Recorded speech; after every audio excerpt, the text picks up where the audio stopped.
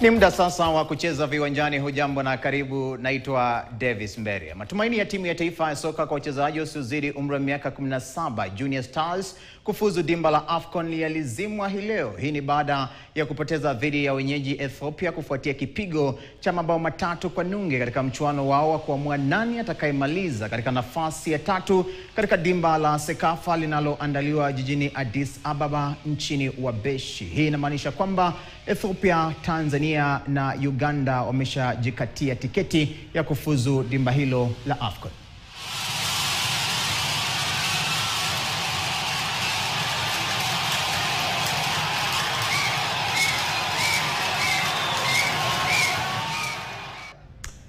Tukizichapa katika karate ni kwamba rais wa mchezo wa karate barani Afrika Tsetse Igombe